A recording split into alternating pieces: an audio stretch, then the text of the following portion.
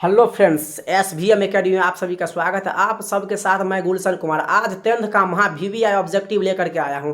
आप लोग वीडियो में बने रहिए और देखिए, एकदम दमदार ऑब्जेक्टिव सब लेकर के आया हूं। ये क्वेश्चंस आपको लगभग पूछा जाएगा। अगर ये क्वेश्चन नहीं पूछा जाएगा तो इसी टाइप का क्वेश्चंस आप लोगों को पूछा जाएगा, ये मेरा गारंटी है। इसी टाइप का 100 में आप लोग 50 को क्वेश्चन पूछेगा ऑब्जेक्टिव मैथ्स में, तो आप लोग 50 में 50 टिक कर दीजिएगा। ठीक है, ये मेरा दावा है कि आप लोग अगर क्वेश्चंस देखते हैं, बारीकी से समझने का प्रयास करते हैं, तो आप लोगों को जो है क्वेश्चंस बहुत अच्छा समझ में आएगा और आप 10th के बोर्ड एग्ज़ाम जो 4 से 5 दिन में होने वाला है उसको आप फोड़ दीजिएगा। बस आप लोग वीडियो में बने रहिएगा। चलिए, अब मैं क्वेश्चंस जो है इस पे बोर्ड पे लिख रहा हूँ और उसका आंसर भी जो है मैं हेलो, जिसको बन जाता है वो क्या कीजिएगा, पहले बना लीजिएगा। ठीक है, और आंसर कमेंट बॉक्स में लिख दीजिएगा। तो मैं अब क्वेश्चंस बनाने जा रहा हूँ। पहला क्वेश्चन है 10th का जो है क्लास 10th का पहला क्वेश्चन है क्लास 10th ऑब्जेक्टिव। इसमें मैथ का जो है पहला क्वेश्चन है दोस्तों, मैथ्स। पहला क्वेश्चन कह रहा है कि एक्स स्क्वायर एक्स माइनस 2 बराबर जीरो हो तो इसका मान निकालना है दोस्तों। 1/अल्फा और प्लस 1/बीटा का मान निकालना है। आप लोग कुछ नहीं करना है इस क्वेश्चन में। आप लोगों को एलसीएम आता है तो दोनों का एलसीएम ले लीजिए। अल्फा इंटू बीटा हो जाएगा, अल्फा से अल्फा कट जाएगा तो बीटा बचेगा ऊपर में दोस्तों, प्लस बीटा से बीटा कट जाएगा तो अल्फा बचेगा, हो जाएगा। ऊपर में क्या आ गया दोस्तों, अल्फा प्लस बीटा, नीचे में आ गया अल्फा इंटू बीटा, नहीं कुछ तो गुना है। ठीक ना। आप लोग आप बताइए कि अल्फा प्लस बीटा बराबर आप लोग पढ़े हैं -b/a होता है ना। अल्फा प्लस बीटा का फॉर्मूला होता है -b/a। इसमें क्या पूछ रहा है, इसमें अल्फा इंटू बीटा बराबर सूत्र होता है दोस्तों, अल्फा इंटू बीटा बराबर सूत्र होता है c/a होता है। चलिए तो रख दीजिए, अल्फा प्लस बीटा का मान कितना है, क्या होता है -b/a। तो इसमें जो दोस्तों b का मान कौन सा है, इसमें b का मान है x, नहीं कुछ लगा हुआ है तो ऊपर में कितना हो जाएगा दोस्तों, 1 हो जाएगा। a का मान कितना है दोस्तों, नहीं कुछ तो 1 हो जाएगा। ठीक, बट्टा अल्फा इंटू बीटा बराबर c/a। तो c का मान दोस्तों कितना है -2, a का मान है 1। तो इसको क्या करेंगे, 1/1 गुना, ये 1 ऊपर जाएगा दोस्तों, -2 नीचे आ जाएगा। तो इसका आंसर आ गया 1/-2। माइनस नीचे में नहीं रहता है, माइनस ऊपर में होगा, तो इसका आंसर आ गया 1/-2। समझ में आया आप लोगों को। अगर आपको मैथ का फॉर्मूला अगर आपको याद है, मैथ का फॉर्मूला, तो आप लोग टिक दीजिएगा। अगर मैथ का फॉर्मूला नहीं याद है तो आप लोगों को सवाल नहीं बनेगा दोस्तों। इस पर गौर कीजिएगा। मैं आशा करता हूँ कि आप लोगों को सवाल समझ में आया होगा। इसी पे जो है नेक्स्ट क्वेश्चन मैं दे रहा हूँ आप लोगों को।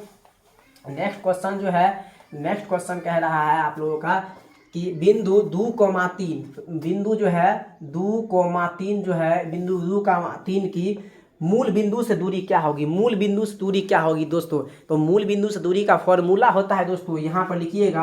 आप लोग को नहीं याद है, समझ में आप लोग जो है समझिए। मूल बिंदु से जो है दूरी निकालने का फॉर्मूला होता है, मूल बिंदु से दूरी निकालने का जो फॉर्मूला होता है, रूट अंडर में होता है x² और प्लस में y²। ये जो है फॉर्मूला होता है। पहला वाला दोस्तों, पहला वाला x के मान होता है और दूसरा वाला जो है y का मान होता है। तो पहला x का वैल्यू कितना है, x बराबर है 2, y का मान कितना है, y बराबर है 3।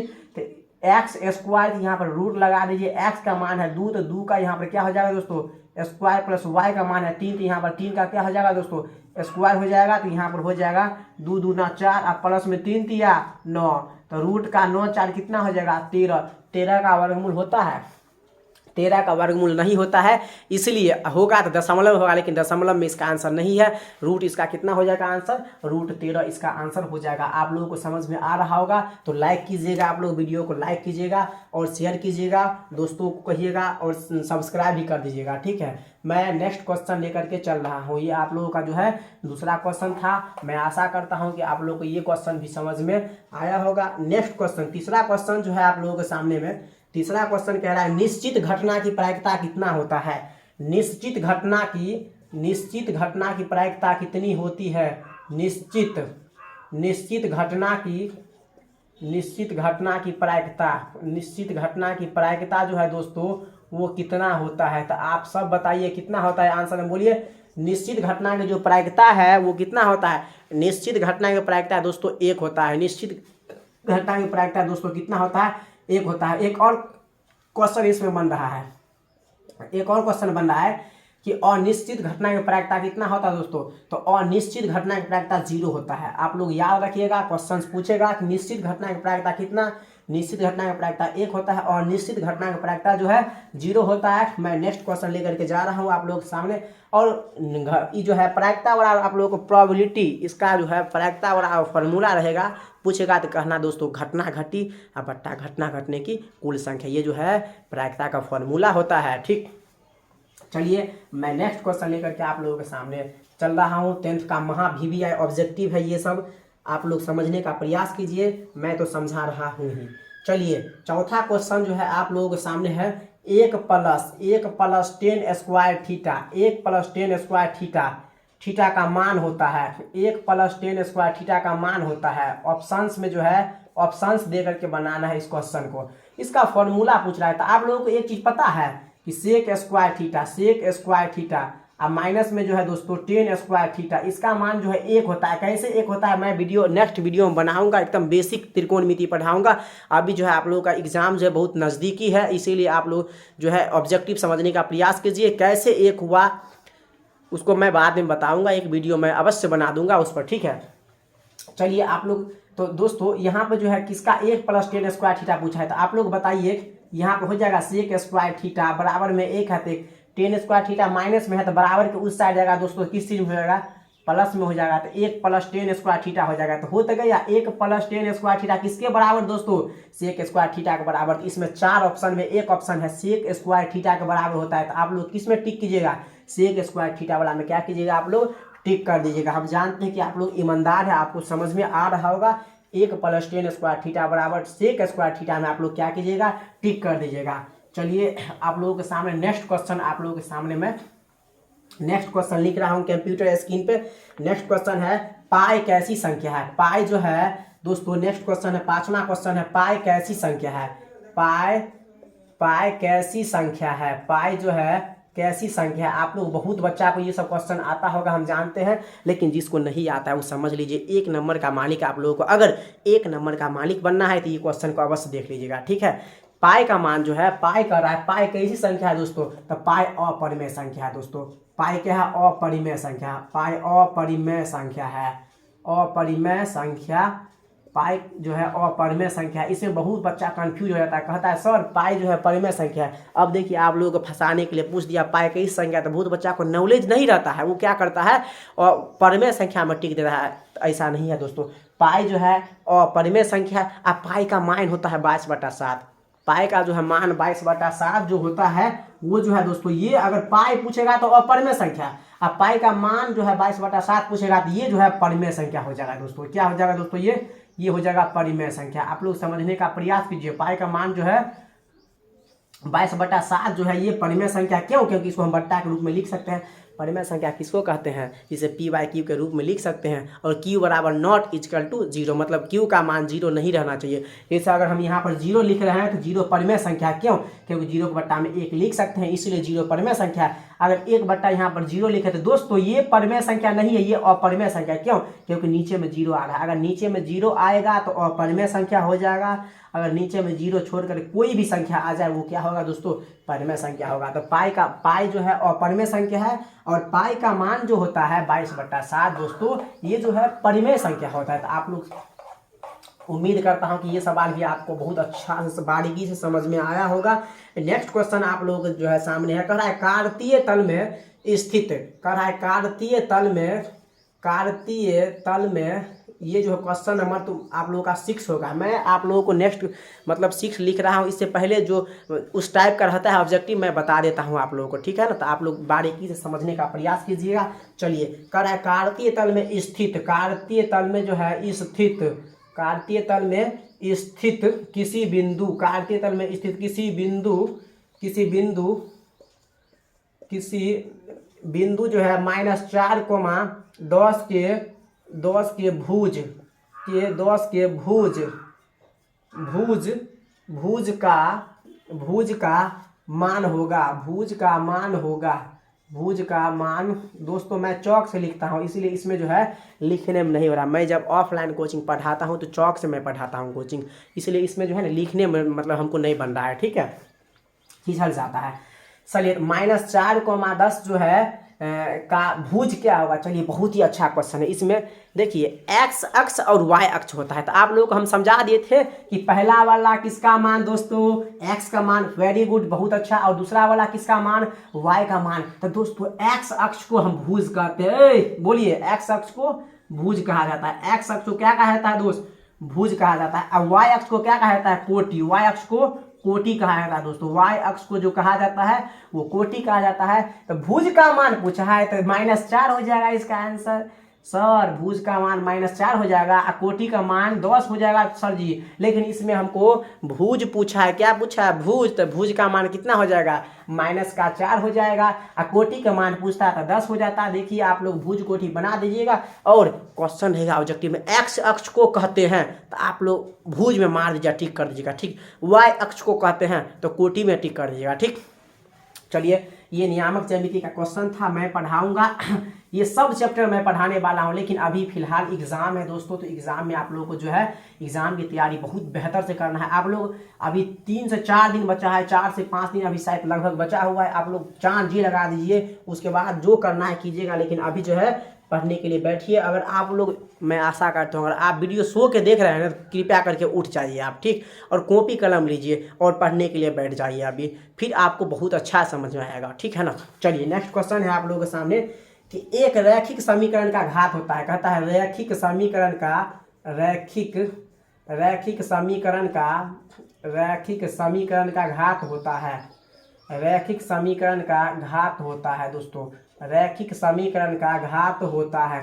आप लोग समझिए रैखिक समीकरण का घात होता है। ये क्वेश्चन नंबर कितना है दोस्तों, ये जो क्वेश्चन है ये क्वेश्चन नंबर 7वां है आप लोगों का क्वेश्चन, रैखिक समीकरण का घात होता है। चलिए रैखिक, जिस पर घात नहीं हो, जिस समीकरण का एक भी घात नहीं हो, मतलब एक घात हो, वही ना, नहीं घात है इसका मतलब अगर हम एक्स लिख रहे हैं तो नहीं पूछता कितना है, एक है, तो अगर यहाँ पर लिख रहे हैं एक्स स्क्वायर एक्स प्लस में वाई, अगर पूछेंगे ये कैसा समीकरण है तो रैखिक समीकरण है। रैखिक समीकरण है कितने चर में, तो 2 चर में रैखिक समीकरण है। काहे कि अगर देखिए नहीं पूछा तो एक है ना, तो आप लोग समझिए कि एक घात वाले समीकरण को रैखिक समीकरण कहते हैं। एक घात वाले समीकरण को रैखिक समीकरण कहते हैं। समझ में आ रहा है ना आपको, तो इसमें कह रहा है रैखिक समीकरण का घात होता है दोस्तों। तो घात समझते हैं किसको कहते हैं, देखिए जैसे अगर हम लिखे X square plus Y plus में अगर हम जेड लिखे, अगर पूछे इसमें अधिकतम घात होगा तो पावर समझते हैं, ऊपर में जो होता है ना पावर, उसी को घात कहते हैं। तो घात कितना हो जाएगा इसका, 2 हो जाएगा। सबसे अधिकतम घात कितना हो जाएगा, 2। अगर यहाँ पर 5 लिख देंगे तो सबसे अधिकतम घात दोस्तों, सब बच्चा बोलिए प्रेम से बोलिए कितना, 5 हो जाएगा। बहुत अच्छा। अगर यहाँ पर 10 लिखते हैं, अगर इस क्वेश्चन दे दिया, ये क्वेश्चन अगर पूछ रहा है सबसे अधिकतम घात कितना होगा, तो सब बच्चे बोलिए कितना होगा, 10 हो जाएगा। तो एक घात वाले समीकरण को हम लोग रैखिक समीकरण कहते हैं। तो यह क्वेश्चन पूछ दिया कि रैखिक समीकरण का घात कितना होता है, तो बिल्कुल सही आंसर है आप लोगों का 1 होता है। रैखिक समीकरण का घात कितना होता है दोस्तों, 1 होता है। बिल्कुल आप लोगों को समझ में आएगा, बहुत अच्छा से आप लोगों को समझ में आ रहा है। अरे मैं पढ़ा और नहीं समझ में आया, ऐसा हो सकता है, हो नहीं सकता है, ठीक। तो रैखिक समीकरण का घात कितना होता है दोस्तों, 1 होता है। ऐसे करके फिर से क्वेश्चन दे दिया 2x स्क्वायर प्लस में 5x प्लस में 3, ऐसे क्वेश्चन पूछ रहा है। कहा क्वेश्चन पूछे कहेगा इसका घात होगा, इसका घात होगा अधिकतम, तो अधिकतम घात कितना होगा, अधिकतम घात 2 है तो लिखेंगे घात बराबर 2। क्या लिखेंगे, घात बराबर 2 लिखेंगे, बस हो गया, बन गया। घात पूछता है एग्जाम में, आप लोग टिक मार के आइएगा। रैखिक समीकरण किसको कहेंगे, एक घात वाले समीकरण को ना रैखिक समीकरण कहते हैं दोस्तों। एक घात वाले समीकरण को रैखिक समीकरण कहते हैं। चलिए आप लोग क्वेश्चन नंबर 8 होगा, ठीक ना। 8 नंबर क्वेश्चन कह रहा है, क्वेश्चन कह रहा है 8 नंबर कि 10π/2, 10π/2 का मान होगा, 10π/2 का मान होगा दोस्तों। समझिए समझिए समझिए समझिए ऐसा क्वेश्चन। तो 10 आप लोग समझिए, बहुत ही बच्चा कंफ्यूज रहता है, बहुत ही बच्चा यहाँ पर क्या करेगा पता है, पाई का मान 22/7 कर देगा। तो गलती है ना होगा, पाई का मान 22/7 नहीं करना है यहाँ पे। यहाँ पर 180 डिग्री होगा ना, रेडियन होता है, समझते हैं ना। इसमें जो है तो पाई का मान हो जाएगा यहाँ पर 180 डिग्री। सब बच्चा लिख लीजिएगा प्रेम से, अभी उठिए जल्दी, सोए हुए हैं तो उठिए। पाई का मान होता है 180 डिग्री, इसको याद रखना है, ठीक है ना, और एग्जाम में फोड़ के आना है, ठीक। अब मैं गारंटी लेता हूँ आप लोग अगर खूब अच्छा से मेहनत करेंगे ना तो 100 नंबर में तो 50 हो जाएगी, तो टिकिए दीजिएगा, ठीक है ना। तो आप लोग समझ जाइएगा, बना लीजिएगा। पाई का मान 180 डिग्री बट्टा में कितना हो जाएगा 2, तो 2 से काट ना दीजिए, कितना बेर में कट जाएगा दोस्तों, 90 बेर में। तो बताइए 10 90 डिग्री बच गया ना, 10 90 डिग्री का मान कितना होता है, तो कौन, बिल्कुल सही, अपरिभाषित, बिल्कुल सही, क्या होता है, अपरिभाषित। तो इसका आंसर जो 4 गो वाला ऑप्शन में ना अपरिभाषित जो होगा उसमें फटाक से टिक कर दीजिएगा, ठीक है ना, ऐसे करके गोला रंग दीजिएगा। 50 गो ऑब्जेक्टिव में 50 गो बनाना है आप लोग, 100 में इन के 80 गो बना के आ जाइएगा, ठीक है। 100 ऑब्जेक्टिव में जो है 50 गो ऑब्जेक्टिव आप लोगों को मात्र बनाना है, ठीक। इतना आप लोग तो फोड़ दीजिएगा, ठीक है। चलिए, तो 10 90 डिग्री का मान कितना होता है दोस्तों, 10 90 डिग्री का मान अपरिभाषित होता है। नहीं विश्वास हो रहा है आपको तो क्या कीजिए, जाके 10th का जो NCERT का किताब होगा या KC सिन्हा का बुक होगा या आलोक प्रकाशन का कोई भी बुक होगा, उसमें उल्टा के देखिएगा 10 जो है ना 90 डिग्री का मान अपरिभाषित होगा, ठीक है ना, उसमें देख लीजिएगा। चलिए, अब इसको मैं मिटा रहा हूँ, अब नेक्स्ट क्वेश्चन दे रहा हूँ आप लोग जो है। चलिए, नेक्स्ट क्वेश्चन है आप लोगों के सामने। नेक्स्ट क्वेश्चन कर रहा है 9 नंबर क्वेश्चन होगा, कर रहा है वृत्त के केंद्र पर बना कोण। ये तो आप लोग ठीक दीजिएगा, वृत्त के केंद्र पर कितना डिग्री कोण बनता है, 360 डिग्री का, बिल्कुल सही। वृत्त के केंद्र पर 360 डिग्री का कोण बनता है दोस्तों। क्वेश्चन है वृत्त के केंद्र पर कितने डिग्री का कोण बनता है, तो 360 डिग्री का कोण बनता है, ठीक है। तो इसको जो है आप लोग बना लीजिएगा। नेक्स्ट क्वेश्चन है आप लोग के सामने 10वां क्वेश्चन कर रहा है। 10वां क्वेश्चन दोस्तों कह रहा है, ये कह रहा है 3,5, ठीक ना, (2,5), उसके बाद कह रहा है 7,5, ठीक, उसके बाद 8,5 का बहुलक होगा। बहुलक आप लोग को बताए हुए हैं, याद रखिए दोस्तों। जो जितना बार आएगा सबसे ज़्यादा बार जो आएगा वही हो जाएगा मेरा बहुलक। तो बहुलक क्या कहेंगे, जिसकी बारंबारता सबसे अधिक हो उसको हम बहुलक कहेंगे। देखिए, तब सबसे ज़्यादा कौन है संख्या, 5, 1 गो, 2 गो, 3 गो, 4 गो, 5 है। तो इसका बहुलक दोस्तों कितना हो जाएगा दोस्तों, बताइए फटाक से बोलिए, कमेंट बॉक्स में लिखिए जल्दी से। बहुलक जो है इसका 5 हो जाएगा। इसका आंसर कितना हो जाएगा बहुलक, इसका बहुलक जो है दोस्तों 5 हो जाएगा, ठीक है ना। इसका बहुलक 5 हो जाएगा दोस्तों। माध्यक पूछता तो सबको जोड़ देते, बट्टा में भाग देते। अगर माध्यक पूछता तो क्या करते, 1 2 3 4 5 6 7 8 है, तो बढ़ते क्रम में सजा लेते, बीच में जो 2 को पकड़ाता दोनों को जोड़ के बट्टा में 2 से भाग देते, माध्यक निकल जाता, ठीक है। तो चलिए, इसमें बहुलक पूछा है तो आप लोग क्या कीजिएगा, बहुलक जो मतलब ज़्यादा बार जो होता है वही मेरा क्या है, बहुलक है। तो 5 ज़्यादा बार था, तो इसका आंसर कितना आ गया दोस्तों, 5 आ गया, ठीक। नेक्स्ट क्वेश्चन आप लोग समझिए, 11वां नंबर क्वेश्चन जो होगा दोस्तों 11वां नंबर क्वेश्चन का है, एक सिक्का को उछालने पर चित आने की प्रायिकता क्या होगा। एक सिक्का लो ऐसे करके उछाल दिए, चित आने की प्रायिकता है। दोस्तों सिक्का अगर हम फेंकेंगे तो सबसे पहले ना, अगर प्रायिकता पूछ रहा है तो परिणाम आप लोग समझने का कोशिश कीजिए, ठीक। क्या परिणाम, सर ये परिणाम क्या होता है। देखिए, अगर एक सिक्का को मान लीजिए अगर एक बार फेंके तो क्या हो सकता है, हेड, एक बार जो हेड आ गया होगा, ठीक। एक बार क्या होगा, एक बार टेल आ गया होगा, यही 2 ना आएगा। तब परिणाम कितना हो गया टोटल, बताइए। परिणाम 2 हो गया। परिणाम कितना हो गया, 2 परिणाम हो गया, 2 परिणाम हुआ। पहला एक सिक्का को उछालने पर चित आने, चित कितना बार आ सकता है, तो प्रायिकता बराबर जो है फॉर्मूला होता है। आप लोग समझिए, बेसिक से बता रहे हैं आप लोगों को, ठीक है। ये चैप्टर मैं पढ़ाऊंगा, ठीक है, लेकिन आप लोग घबराइए नहीं, अभी एग्जाम देना है, समझने का प्रयास कीजिए। प्रायिकता बराबर जो होता है घटना घटी, क्या दोस्तों घटना घटी, ठीक ना। अब बट्टा में होता है घटना घटने की कुल संख्या, बट्टा में होता है घटना घटने की कुल संख्या, घटना घटने की कुल संख्या, ठीक। घटना घटी मतलब जो है कितना, टेल पूछ रहा है ना, टेल कितना बार आ रहा है, एक बार। घटना घटने की कुल संख्या, घटना कितना है, टोटल घटना कितना है, परिणाम टोटल कितना है, 2 है, 1 2, तो 1/2 इसका आंसर आ गया। कहेगा प्रायिकता में किसी एगो सिक्का को उछाला, चित आने की प्रायिकता तो 1/2 मार दीजिएगा, ठीक है। आप लोग गोला रंग दीजिएगा, सी ऑप्शन रहेगा तो सी वाला में से रंग दीजिएगा, ठीक है। अगर फिर से पूछेगा किसी सिक्का को उछाले, एगो सिक्का को उछाले, पट आने की प्रायिकता क्या होगा, तो पट भी तो एक बार आता है, तो 1/2।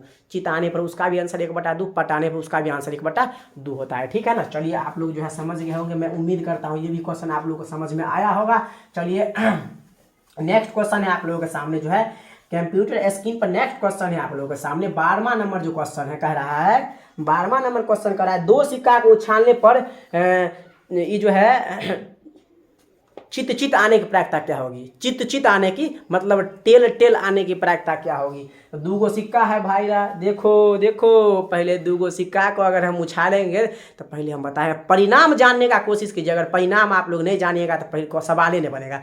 तो 2 सिक्का को उछाल रहे, लीजिए 2 सिक्का को उछाल दिए दोनों हाथ से। एगो सिक्का में एक बार क्या आ जाएगा, दोनों सिक्का को जब हम उछाले हैं तो परिणाम एक बार एगो सिक्का में हमको हेड आ गया, एगो में क्या आ गया, टेल आ गया। हो सकता है ऐसा, बिल्कुल होगा। फिर से 2 सिक्का को लीजिए, उछाल लीजिए, लो उछाल दिए, एक बार टेल, एक बार क्या आया है, एक बार टेल आ गया, फिर से एक बार क्या आ गया, टेल आ गया। फिर दोनों सिक्का को उछाले तो एक बार क्या आया, एक बार टेल आ गया, एक बार हेड आ गया, ठीक। फिर दोनों सिक्का को उछाल दिए तो एक बार क्या आया, दोनों बार जो है इस बार हेड आ गया। ऐसा हो सकता है। तो दोस्तों अब नहीं होगा, इसका 2 सिक्का का परिणाम टोटल कितना होता है, 4 होता है। जब 2 सिक्का को हम उछालते हैं तो परिणाम 4 होता है। परिणाम तो हमको पता चल गया, प्रायिकता बराबर होता है घटना घटिया बट्टा घटना घटने की कुल संख्या। इसमें कह रहा है कि जब 2 सिक्का को उछाल रहे हैं तो टेल आने के प्रायिकता ज्ञात करने। तो टेल देखिए कितना बार है, टेल देखिए फटाक से, टेल जो है वो कितना बार है, तो बिल्कुल सही 1 बार टेल है। तो घटना घटी और बट्टा घटना घटे कुल संख्या 1 2 3 4 है, बट्टा में लिखना दीजिए 4 हो गया प्रायिकता हो गया, ये बन गया 1/4 आंसर हो गया। अगर इसी पूछता है हेड आने की प्रायिकता तो ऊपर 1 नीचा में कितना हो जाएगा, 4। बात खत्म हो तो गया। यही तो है मेरा प्रायिकता दोस्तों। आपको बहुत अच्छा समझ में आ रहा होगा, हम जानते हैं कि बहुत अच्छा। तो लाइक कर दीजिएगा, ठीक है ना। आप लोग लाइक सब्सक्राइब करते रहिएगा, बाकी आपका मर्जी, ठीक। चलिए अब क्वेश्चन है, क्वेश्चन नेक्स्ट क्वेश्चन 2 सिक्का को ये हो गया है। नेक्स्ट क्वेश्चन आप लोगों के सामने होगा 13वां क्वेश्चन जो होगा दोस्तों, वो कर रहा है 4 10, कर रहा है 4, 10, कोमा जो है 16, कोमा में दोस्तों कह रहा है 22, 28, डॉट का इसका जो है कर रहा है सार्वअंतर निकालने के लिए। सार्वअंतर दोस्तों, सार्वअंतर का मतलब होता है डी। क्या दोस्तों, डी। सार्वअंतर का मतलब होता है डी निकालने के लिए कर रहा है। तो डी क्या निकालने में, अगुलका संख्या में से पछुलका संख्या घटा ना दीजिए, तो डी तो निकल गया। नहीं समझे तो देखिए, अगुलका संख्या है 10, पछुलका संख्या है 4, तो 10 में से 4 गया कितना हो गया, डी हो गया, डी निकल गया। 16 में से 10 घटाइए, 16 में से 10 घटाइए, फिर से कितना, इसका जो है सार्वअंतर पूछा है ना, 10 में से 6। चलिए 16 में से 10 गया तभी भी 6। फिर 22 में से 16 घटाइए, 22 में से 16 घटाइए, कितना होगा 6। मतलब सबका अंतर 6 ना आ रहा है। सार्वअंतर पूछा है तो एगो संख्या अगुलका देंगे कोनो, पिछुलका अगुलका में से पिछुलका संख्या घटा देंगे, बात करें सार्वअंतर निकल गया। समझ में आया? अगर समझ में आया तो लाइक कीजिएगा, ठीक है ना, और सब्सक्राइब भी कीजिएगा, ठीक है, चैनल का दोस्तों में शेयर कीजिएगा। चलिए तो आप लोगों को समझ में आएगा। अगर इसी में पूछ देता ऐसा ही संख्या रहेगा, ऐसा ही रहेगा संख्या 2 4 6 8 डॉट, ठीक है। का कहेगा का प्रथम पद क्या होगा, में प्रथम पद क्या होगा, क्या पूछेगा, में प्रथम पद। तो पहला वाला पद होता है ए, प्रथम पद को ए से सूचित करते हैं दोस्तों। तो प्रथम पद ए बराबर कितना हो जाएगा दोस्तों, 2 हो जाएगा। हो तो गया ये प्रथम पद। द्वितीय पद कितना है, 4। तीसरा पद कितना है, 6 है। इसी में कहेगा कि 10वां पद निकाले, 10वां पद कहा निकालेंगे, उसका फॉर्मूला बताए ए प्लस 9d। ए घटा दीजिए, तो ए का मान कितना है दोस्तों 2, प्लस में 9 गुण डी का मान निकालेंगे। अब पिछुलका संख्या में से अगुलका संख्या घटाना दीजिए, 4 में से 2 गया कितना हो जाएगा, डी का मान 2 हो जाएगा। 2 प्लस 9 दूना 18, तो कितना हो गया 10वां पद। 2 4 6 8 करते जाइए ना सीरीज में, तो इसका आंसर ना 20 आ जाएगा। 10वां पद बोलेगा आंसर 20 आ जाएगा, ठीक है। तो आप लोग समझ गए होंगे। चलिए नेक्स्ट क्वेश्चन आप लोगों के सामने मैं दे रहा हूँ, ठीक। नेक्स्ट क्वेश्चन कर रहा है आप लोग सामने। चलिए इतना ही क्वेश्चन था आप लोग। नेक्स्ट क्वेश्चन जो है मैं इतना ही क्वेश्चन आप लोगों के सामने लेकर के आया था। फिर मैं आप लोग कहिएगा तो मैं सब्जेक्टिव, अगर आप बोलिएगा सब्जेक्टिव सर मैथ का सब्जेक्टिव क्वेश्चन बता दीजिए, तो मैं सब्जेक्टिव क्वेश्चन पे जो में भी मैं बताने का प्रयास करूँगा। और आप लोगों को वीडियो कैसा लगा हो कमेंट कीजिए, शेयर कीजिए, दोस्तों में जो है शेयर कीजिएगा। थैंक यू, धन्यवाद।